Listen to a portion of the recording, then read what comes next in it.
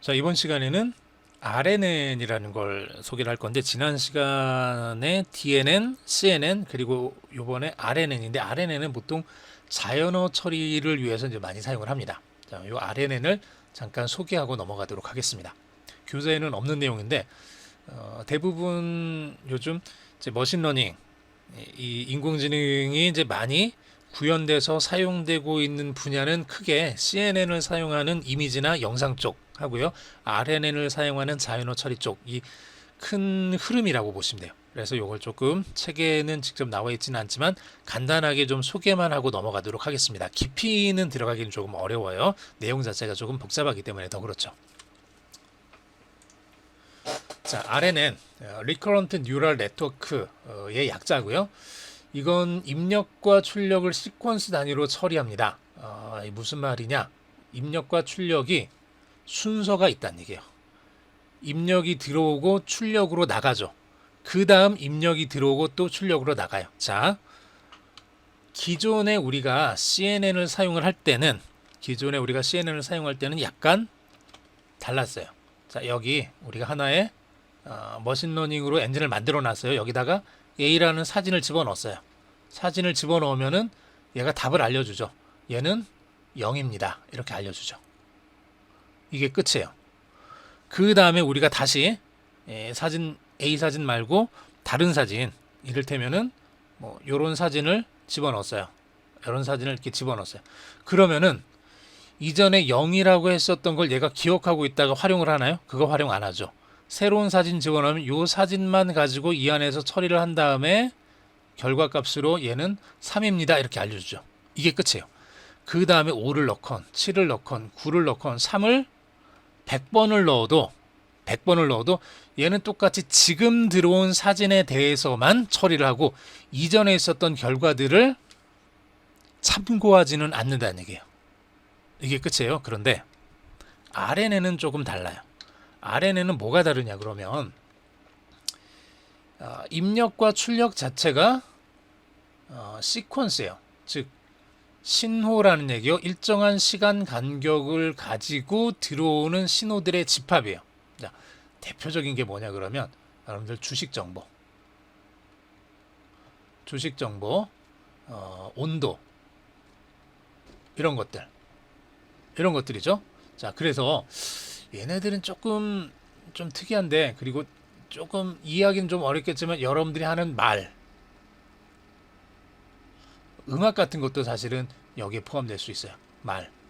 자, 이를테면은 이렇게 써보죠. 나는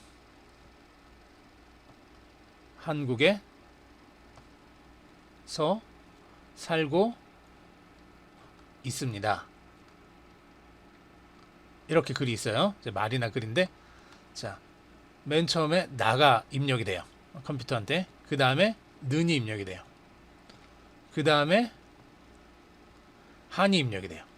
자, 그러면 여러분들 이 뒤쪽에 있는 거는 지금 우리가 아직 모른다고 생각을 해보죠. 뒤쪽에 있는 건 아직 말하지 않았으니까 시간 관계상 맨 처음에 나는 나라고 발음을 했고 그 다음에 는을 썼고 그 다음에 한이 나왔어요. 그 다음에 뭐가 나올까요? 그 다음에 뭐가 나올까?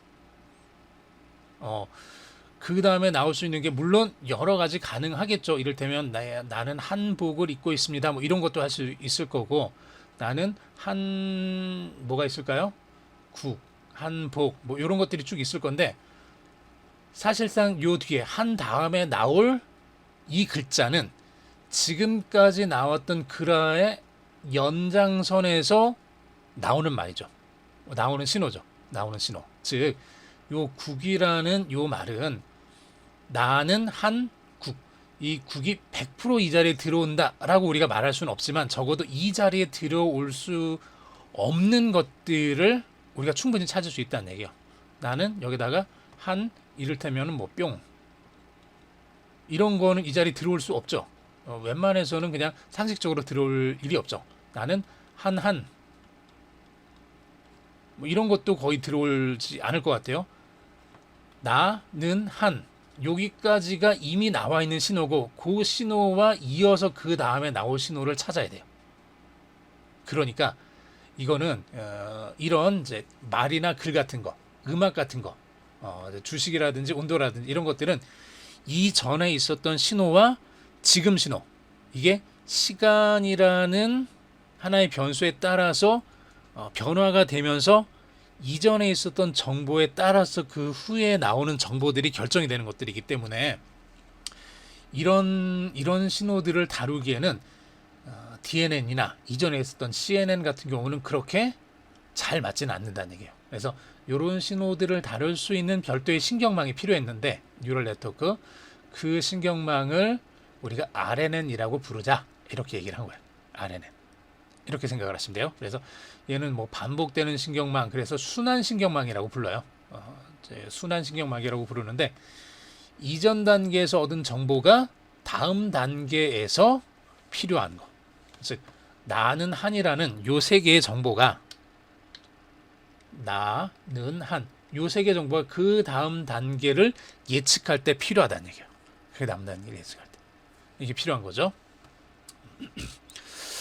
기존 신경망은 이제 단방향으로 한쪽 방향으로만 흐르는 것이라면 얘는 시계열 데이터를 다루지 못한다. 시계열, 시간 계열이에요. 시간이라는 변수를 포함하고 있는 그런 데이터들을 좀 다루기는 어렵죠. 그래서 이런 단방향성을 보완할 수 있는 신경망이 필요해서 RNN이라는 게 등장을 했습니다. 그래서 이 RNN이라는 건 이제 시계열 데이터를 다루기 위한 신경망이다 라고 이렇게 좀 이해를 해주시면은 조금 도움이 될 겁니다. 자, 그러면 시계열 데이터라는 게 뭐냐? 시간과 관련된 데이터고, 그래서 일정한 시간 동안 수집되어서 시간에 따른 순서를 가지고 있는 데이터인데 좀 쉽게 이제 난방 온도 조절기, 냉방 온도 조절기, 에어컨이나 이제 보일러 예를 들어서 한번 생각을 해보죠. 겨울철에 난방을 위해서 온도 조절기를 여러분들이 작동을 할 거예요. 밖에 있다가 집에 들어왔어요. 추워요. 그래서 온도 조절기를 작동을 시켜요. 적절한 온도 유지를 위해서 보일러는 제어 장치를 갖죠. 시간 0부터 1, 2, 3, 4 이렇게 쭉 진행하는 걸로 합시다. 내가 딱 들어온 시간이 0이에요. 현재 들어왔더니 4도, 너무 추워요. 나는 적어도 21도 정도는 돼야 될 것 같아. 보일러를 21도로 맞추죠. 그러면은 시간이 지나면 현재 온도는 변화되겠죠. 이렇게 계속 변화되면서 내 목표 온도 21도에 가까이 갔는지 안 갔는지를 계속 확인을 한다는 얘기예요. 계속 가까이 갔는지 아닌지를 확인을 하는 거죠. 자, 그때 싸구려 보일러와 좋은 보일러의 차이가 이제 여기서 나는데, 내가 지금 4도, 목표가 21도면 요 차이가 크죠. 몇 도죠? 벌써 17도, 18, 몇 도죠? 21에서 4 빼주면은 17도인가요? 예, 17도만큼 차이가 나죠. 차이가 많이 나니까 보일러를 아주 많이 작동을 시켜야 되겠죠. 자, 여기 10도하고 21도는 벌써 11도 차이 나니까 이때도 조금 요 정도 보일러 작동을 해야 될 거고요. 여기 21도하고 15도는 6도 차이 나니까 6도만큼 이렇게 해주면 되고, 여기 21도하고 20도 1도만큼 차이 나죠. 그러니까 얘는 아주 조금만 해주면 되죠. 아주 조금만. 자, 지금 온도를 유지해도 거의 상관이 없을 정도예요. 두 개가 같으면 더 이상 얘를 하면 안 되죠. 그냥 꺼져 있거나 혹은 약간만 껐다가 켜거나 이런 식으로. 자, 이게 목표값과 현재 온도 사이에 그 차이를 봐서 즉, 자, 얘는 목표 온도예요. 목표 온도. 나는 21도 원해. 목표 온도 넣어주고 프로세서를 통해서 막 불을 피워서 온도를 올리죠. 그러면 물의 온도가 아니라 방의 온도를 재는데 얘는 방의 온도가 아직 4도예요. 그러면 방의 온도 4도가 피드백 돌아서 이렇게 가는 거죠. 이렇게 가서 내 목표 온도는 21도인데 아직 4도야. 그러니까 차이가 17도나 차이가 나. 그러니까 더 많이 떼줘. 이게 되는 거죠. 이게 시간이 쭉 진행하다 보면은 이제 여기가 이제 올라가겠죠. 올라가서 20도까지 됐어요. 그러면 피드백 여기 20도. 자, 내 목표 온도는 21도인데 현재 온도가 20도야. 그러니까 1도에 대한 것만 조금만 불을 떼면 돼. 이게 이제 여기서 우리가 원하는 거죠. 이런 제어기에서. 즉 x라는 입력값하고 y라는 출력값. x라는 입력값은 이제 우리가 원하는 이제 방해 온도고요. 그리고 y라는 출력값은 현재 방해 온도예요. 그럴 때 이 y라는 출력값이 다시 입력 쪽으로 돌아가는 시스템. 이게 이제 제어 시스템인 거고, 이 제어 시스템이 비슷하게, 똑같이는 아니죠. 비슷하게 이 좀 원리를 가지고 와서 사용하는 게 RNN 순환신경망이다 라고 여러분들이 좀 이해를 하시면은 얘를 이해하는 게 조금 도움이 될 거예요. 자, 그래서 RNN을 이런 식으로 그립니다. 그림 자체를 X, 어떤 외부에서 입력이 들어오면 얘가 RNN 네트워크를 통해서 RNN을 통해서 결과값을 출력을 할 건데, 출력된 결과값이 다시 출력으로 나갈 뿐만 아니라 다시 이 안으로 돌아온다는 얘기예요. 출력이 다시 입력으로 들어간다. 그래서 순환신경망은 페이로 제어 시스템하고 좀 구성이 유사합니다. 작동도 비슷하게 돼요. 보면은 왼쪽에 있는 게 방금 봤던 그림이죠. 자, 입력이 들어오면 RNN이라는 이 신경망을 통해서 결과가 나와요. 똑같아요. 아까 그림 집어넣고 얘가 1이다, 2다, 3이다 이렇게 했던 것처럼. 근데 어떤 글이나 문자나 이런 걸 집어넣어주면 RNN을 통해서 얘가 뭔지를 예측을 해줘. 그리고 그 값이 다시 RNN 자체 안으로 들어오고, 이 말은 이 XT라는 신호가 한 번 들어가고 끝나는 신호가 아니라 계속 들어오고 있는 신호란 얘기예요. 계속 들어오고 있는 신호.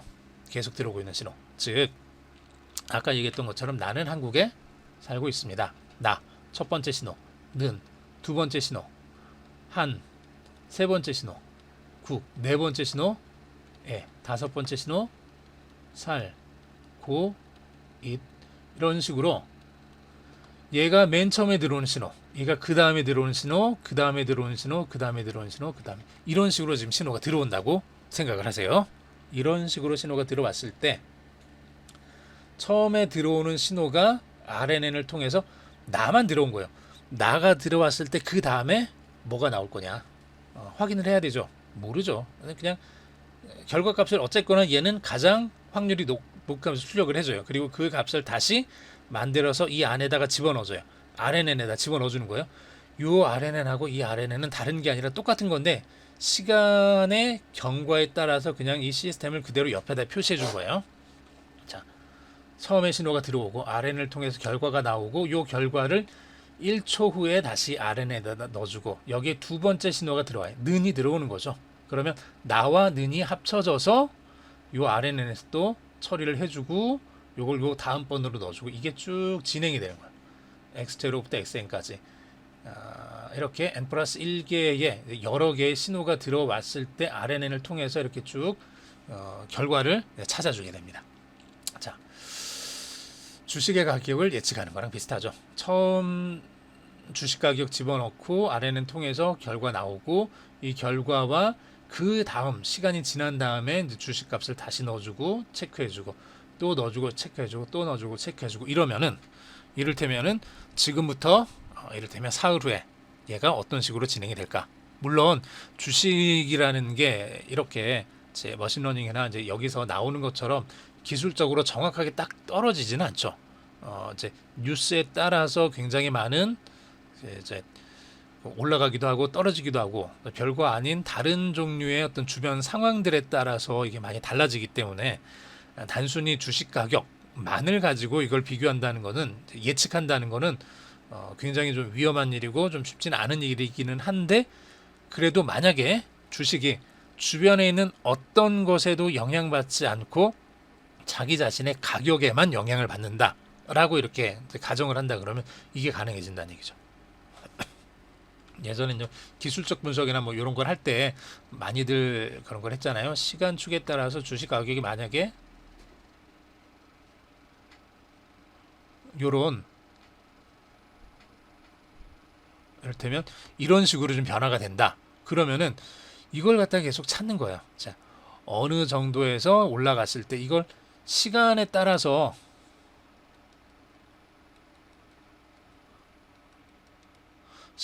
값이 달라지고 그리고 얘가 어느 정도 일정한 주기를 보이면서 어떤 특징을 갖게 되죠. 그래서 이런 특징들을 찾아낼 수 있는 그런 신경망이 RNN이다. 이렇게 좀 이해를 해주시면 돼요.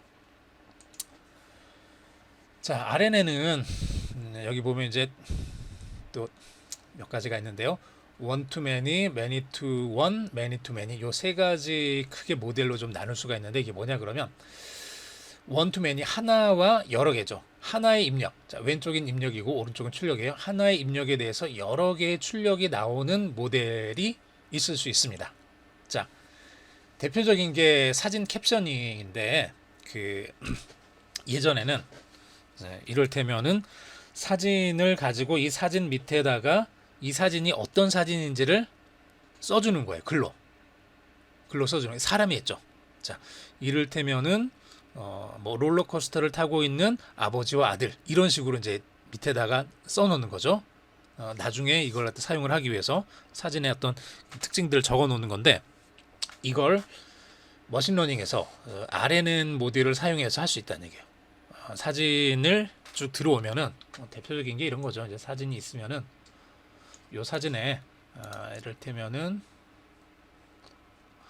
여기 이렇게 이제 아버지가 이렇게 타고 있고 옆에 이제 아들이 같이 타고 있고 여기는 이제 롤러코스터가 이렇게 있어서 다른 사람들도 있고 이렇게 돼 있다 그러면 이걸 보면서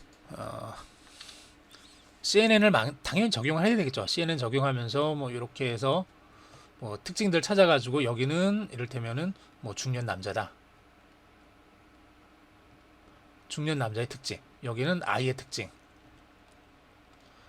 요런 데서 이제 롤러코스터. 요런 것들 특징들을 찾아내는 거예요. 찾아낸 다음에 얘네들을 중년 남자와 아이와 롤러코스터가 같이 있을 때 얘네들을 잘 연결시킬 수 있는 게 뭐냐 하면은 롤러코스터를 타고 있는 아버지와 아들. 이게 뭐 삼촌과 뭐 조카 뭐 이럴 수도 있겠지만 보통은 아버지와 아들이겠죠. 이런 식으로 가장 확률값이 높은 걸 찾아가지고 캡셔닝을 해주는 거죠. 이미지 캡셔닝. 여기 이제 원투맨이 사진 하나가 들어왔을 때 여러 개의 출력을 만드는 거예요. 남자, 아이, 롤러코스터 그리고 이것들 쭉 묶어가지고 하나의 이런 문장을 만들어내는 이런 이제 모델에 RNN이 사용될 수 있습니다. 자, 매니투어는요. 요게 입력으로 여러 개가 들어오고 출력으로 하나가 나가는 거죠. 출력으로 하나. 대표적인 게 스팸 메일 구별하는 거예요.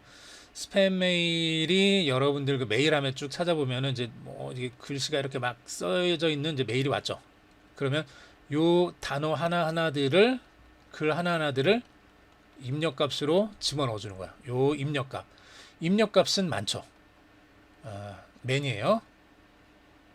입력값. 그리고 얘를 RNN을 통과해서 최종적으로 나온 거는 얘가 스팸이냐 아니냐 이거죠. 딱 하나. 스팸일 확률 85%, 스팸일 확률 12% 이런 식으로 딱 하나. 스팸이냐 아니냐 이것만 나오는 거야. 여러 개의 입력, 하나의 출력. 매니 투 원 모델이 있습니다.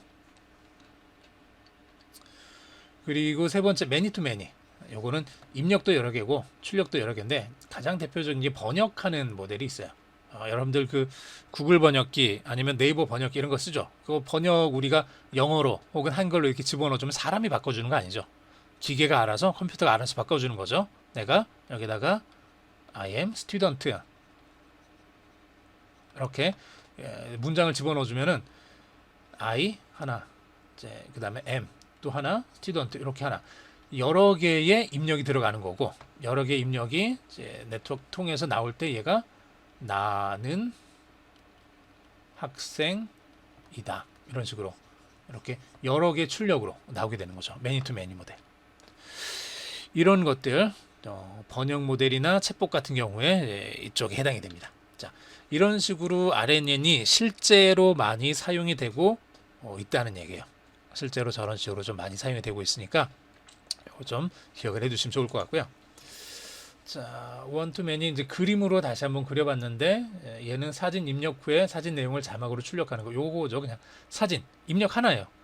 입력 하나가 들어가면 RNN을 통해서 얘가 이 사진 안에 뭐가 들어있는지를 찾고 중년 남자 찾고 또 뭐 찾아가지고 소년 찾고 두 개가 남자와 소년이 같이 앉아 있으면 부자지간이겠지 이렇게 찾아주고 이런 식으로 진행이 되는 걸 거고, 자, many to one. 자, 여러 개 입력이죠. 처음에 입력 하나 들어가고 이제 단어 하나 들어가는 거죠. 그다음에 이게 send, 그다음에 me 뭐 어쩌고 저쩌고 뭐 sex 뭐 이런 거 막 들어가고 이러면은 최종적으로 나오는 게 얘는 스팸이다 아니다 이런 걸 찾아주는 거죠.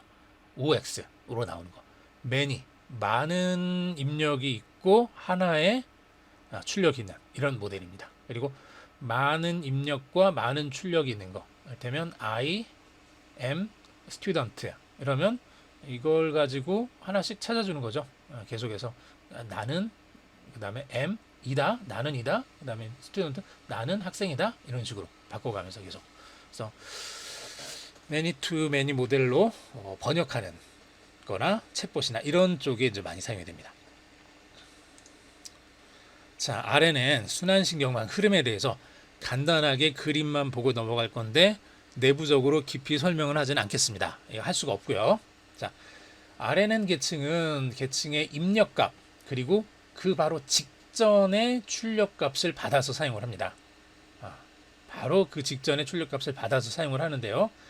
두 신호를 바탕으로 현 시점에서의 출력을 계산을 합니다. 수식은 다음과 같은데 이건 깊이 생각하지 마시고 그냥 W라는 얘는 웨이트 값인 거고요. B는 편향 값이죠. 앞에서 했던 거랑 똑같아요. HT-1은 HT는 현재, HT-1은 지금 T라는 시간 하나 전에 나왔던 출력이에요. 현재 출력은 하나 전에 나왔던 출력에다가 가중치를 곱해주고 그 다음에 현재 입력에다가 현재 가중치를 곱해서 더해주고 거기다 편향을 더한 값을 계산하는 게 현재 출력이다. 이렇게 보시면 돼요. 요게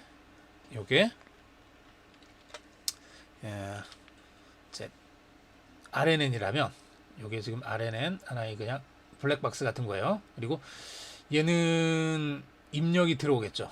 요 입력이 들어오면 입력을 가지고 뭔가 작업을 해주는데 그때 사용되는 게 뭐냐 그러면 한 타임 전에 결과값. 만약에 이게 없으면은 그냥 안 넣어주면 돼요. 없으면 맨 처음에 시작할 때는 없겠죠. 근데 시작한 다음에 그 다음에 할 때는 항상 그 이전에 있었던 결과값이 이렇게 들어오는 거예요. 두 개. 그래서 현재 입력값과 하나 전에 완성된 결과값을 집어넣어서 결과값을 찾아내는 거예요.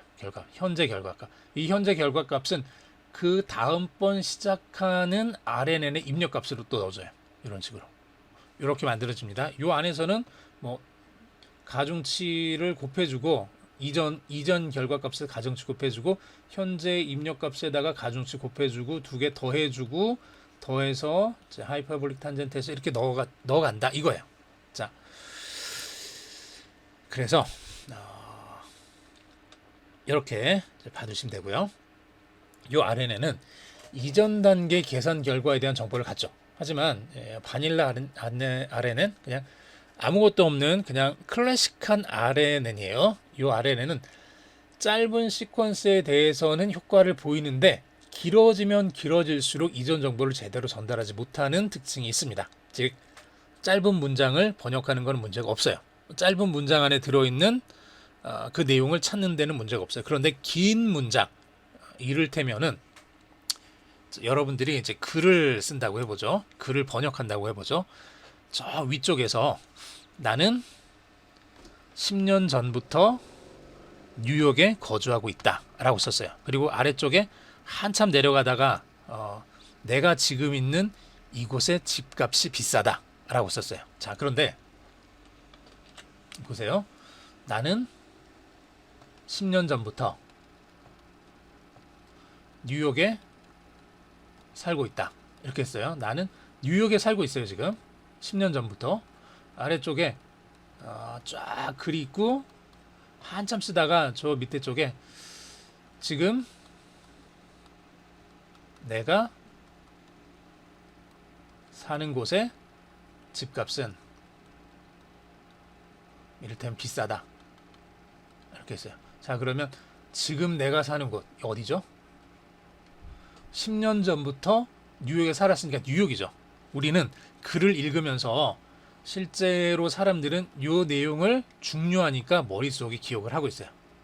아, 이 저자는 10년 전부터 뉴욕에 살고 있구나. 그래서 아래쪽에 지금 내가 사는 곳, 뉴욕 얘기를 한 거구나. 알죠? 그런데 컴퓨터는 특히 RNN 같은 경우는 의미를 기억하지 못해요. 의미를 이해하지 못해요. 그냥 얘를 하나하나의 동떨어져 있는 신호로 받아들여요. 동떨어져 있는 신호로. 그래서 만약에 이 문장이 바로 이 아래쪽에 있다 그러면 10년 전부터 뉴욕이라는 곳과 내가 사는 곳을 연관 지을 수 있는 가능성이 커져요. 근데 요 사이에 많은 문장이 있으면 종이로 한 서너 장 정도 넘어가면은 저기 멀리 떨어져 있는 곳의 정보와 지금 들어오고 있는 곳의 정보를 연결시키는 게 굉장히 어려워져요. 굉장히. 요거 이제 장기 의존성 문제라고 하는데 The problem of learning long-term dependency. 장기 의존성 문제가 발생을 해요. RNN은. 요런 장기 의존성 문제가 있어서 문제는 맨 앞에 나왔던 요 정보가 그때는 사용이 됐는데 이렇게 여러 개를 거치게 되면서 지금 나는 뉴욕에 살았어. 지금 내가 살고 있는 것 할 때 요 지금 내가 살고 있는 곳과 뉴욕을 연관시키기가 어려워진다는 얘기. 이게 갈수록 줄어들거든요. 자, 이런 문제가 발생을 합니다.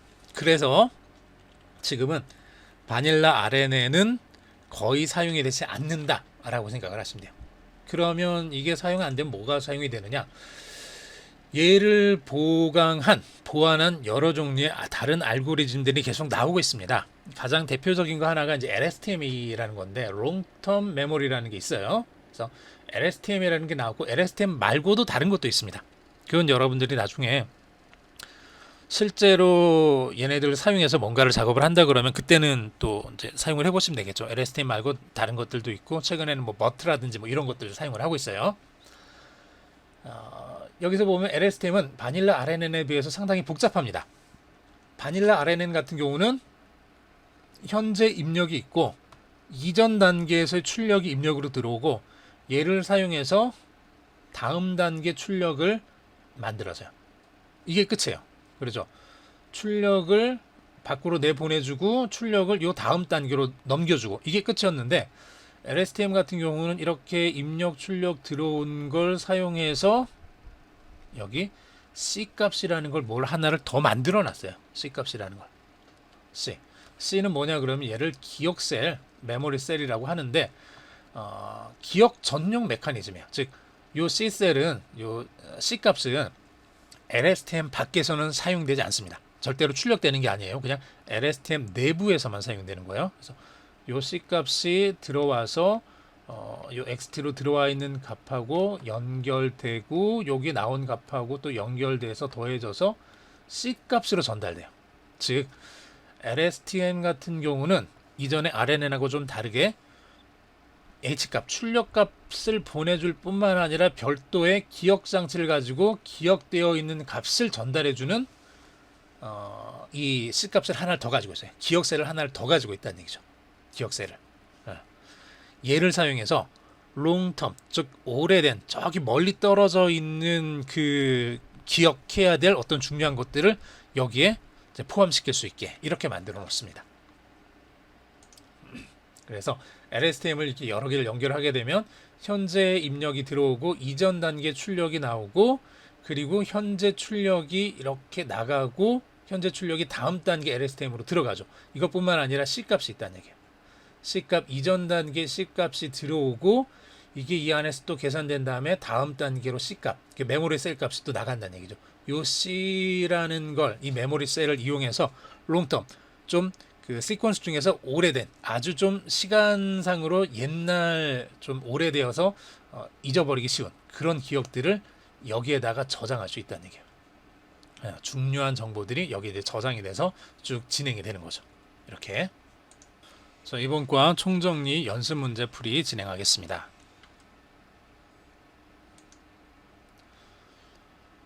CNN은 딥러닝의 대표 주자로 주로 이미지를 인식하는 데 사용됩니다. 여러 겹의 컨볼루션 계층과 풀링 계층으로 이루어진 특징 추출 부분 그리고 심층 신경망으로 이루어진 분류 부분으로 구성되어 있습니다. 딥러닝은 입력 계층과 출력 계층 사이 2개 이상의 은닉 계층을 가진 심층 신경망입니다. 새로운 알고리즘의 개발, 빅데이터의 축적, 컴퓨팅 파워의 발전 등으로 기존 한계를 극복한 인공신경망의 리브랜딩 개념입니다. 연습 문제 풀어보겠습니다. 다음은 인공지능, 머신러닝, 딥러닝의 포함 관계를 나타낸 그림입니다. ABC에 해당하는 용어가 올바르게 짝지어진 것은 무엇인가요?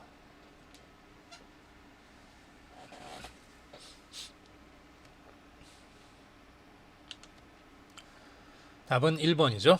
A. 인공지능이 가장 크게 모든 것을 포괄하고 있는 개념이고 그 안에 머신러닝, 기계 학습이 있고요. 그 안에 딥러닝이 들어있습니다. 다음은 딥러닝의 대표 주자인 CNN에 대한 설명입니다. 옳지 않은 것을 모두 고르세요. 1번 CNN은 딥러닝의 한 종류이며 주로 텍스트 인식에 사용됩니다. 2번 2012년 ILSVRC에서 우승한 알렉스넷도 CNN 구조입니다. 3번 CNN은 크게 특징 추출 부분과 분류 부분으로 구성되어 있습니다. 4번 특징 추출 작업은 전문적인 사람이 직접 수행해야 합니다. 5번 특징 추출 부분은 컨볼루션 계층과 풀링 계층이 쌍으로 여러 겹 구성되어 있습니다. 6번 컨볼루션 계층은 필터로 이미지의 특징을 검출하여 특징 지도를 만듭니다. 7번 풀링 계층은 특징 지도의 이미지 크기를 바꾸지 않고 특징을 단순화합니다.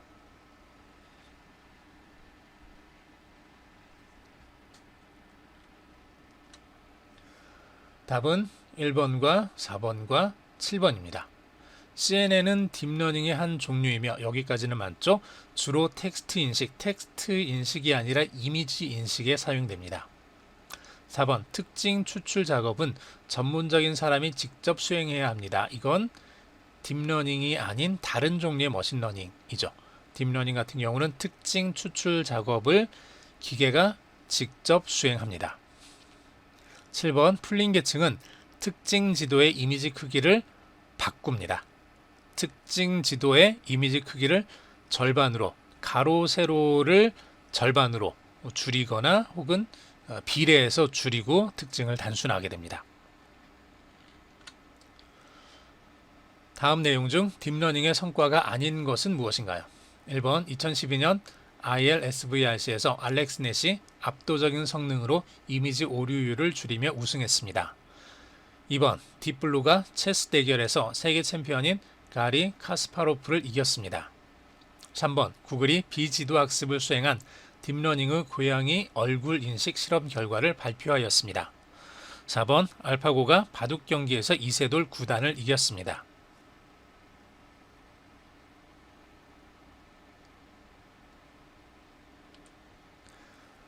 2번이 정답입니다. 딥블루는 딥러닝과 이름이 비슷하게 생겼지만 딥러닝과 전혀 상관없습니다.